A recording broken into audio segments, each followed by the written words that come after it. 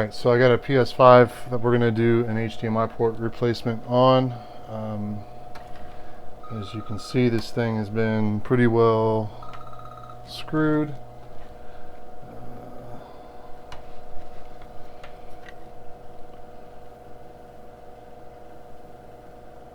So first thing we need to do is we need to do a quick visual inspection of the board, just to make sure that everything is still in place.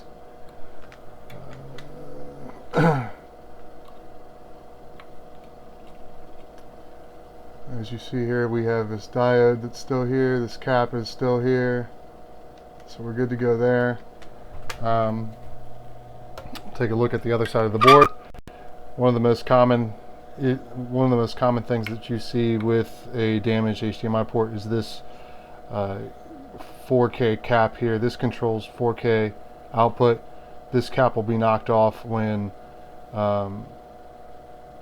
the port is damaged.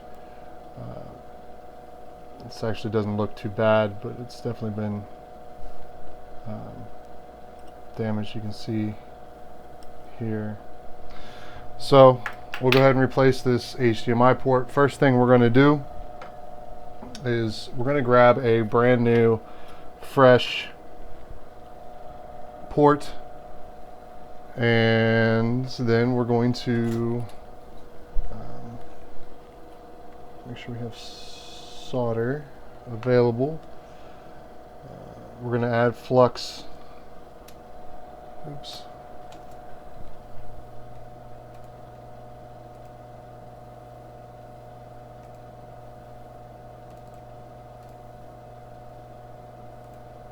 So I added flux to the HDMI port, and now we're just going to tin these pads real quick, or these pins.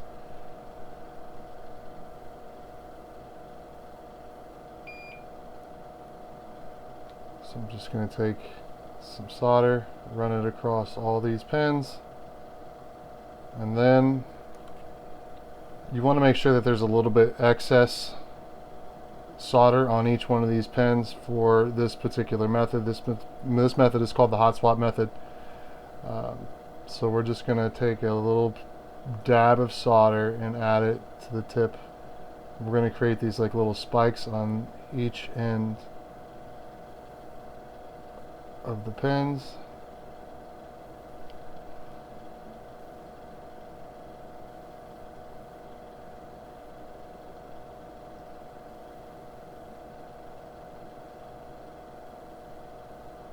There we go. Cool. So we got solder on each one of these pins and nice little spikes. The next step is going to be to pull the old port off of the board and replace it. We're going to do that all in one smooth process. So I'm going to turn my heat up all the way to like 425-ish, and my air flow is going to be all the way up. I'm removing my nozzle, and then so for these I heat from the bottom.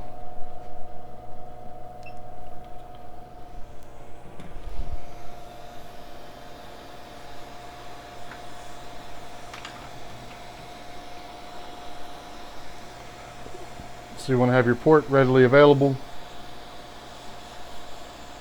So as soon as you pick this one off, we're able to replace it. So once there's some heat, I'm going to go ahead and add flux to all the joints.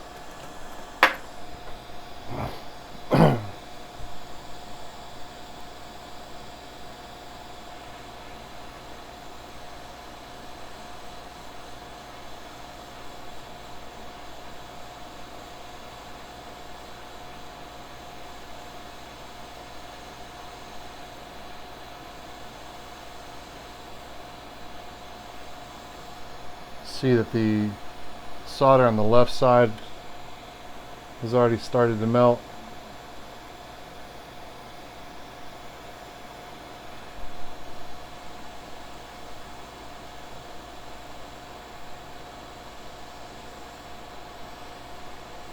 Keep my heat rotating back and forth, just keep it moving. And every now and again I just kind of lightly tap the port to see if it's moving. And now this is completely molten. I'm able to pull directly off. I'm going to set this off to the side. I'm going to grab my new port and I'm going to drop it in. Oops.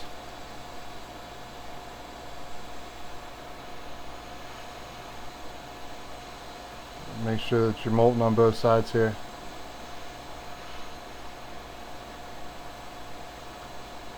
And drop it in. And then I'm just going to push down and I'm going to grab the port and I'm going to give it just a little wiggle. And then I'm going to pull my heat away. Continue to hold the port in place. Wiggling the port is going to mix the solder that's on the pins in with the solder that's on the pads. Kind of keep holding it until everything looks nice and solid. The pins will dry, or the pins will cool down first. Just want to make sure these anchor holes are nice and solid as well. So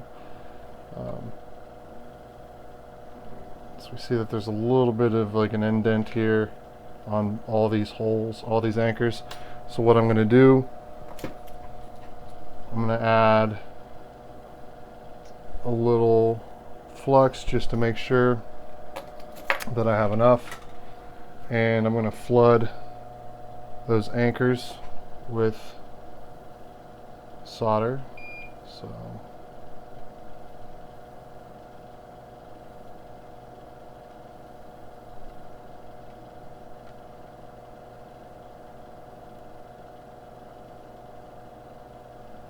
there we go.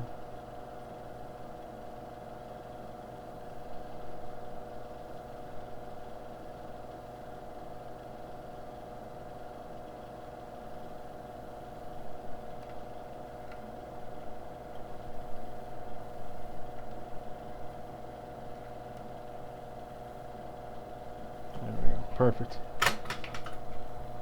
Go ahead and clean up the top side.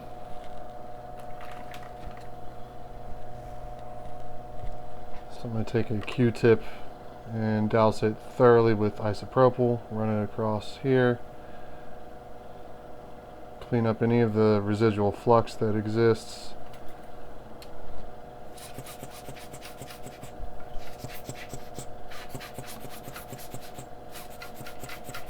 It's also a good practice to go and just check all these pins while you can visually see that they're all soldered, but I like to just make sure that everything looks good. I'm just going to go ahead and lightly touch each one of these pins with the leg of my tweezers and make sure that they're not moving. There's no movement there.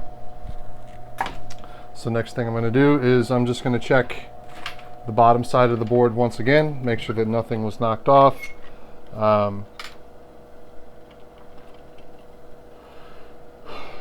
And to clean it up. Cool. So none of these components will come off by themselves in the process of doing this. So even if you're heating up from below, unless you happen to touch the bottom of the board with your nozzle, that's about the only time that you'll see these components come off during that process. So that's pretty much it.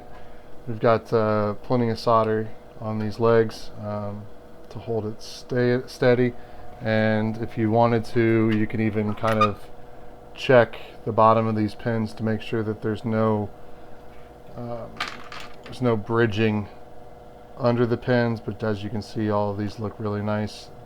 The port itself right here and right here are both sitting flush with the board, and the inside of the HDMI port looks nice and clean. So we're good to go.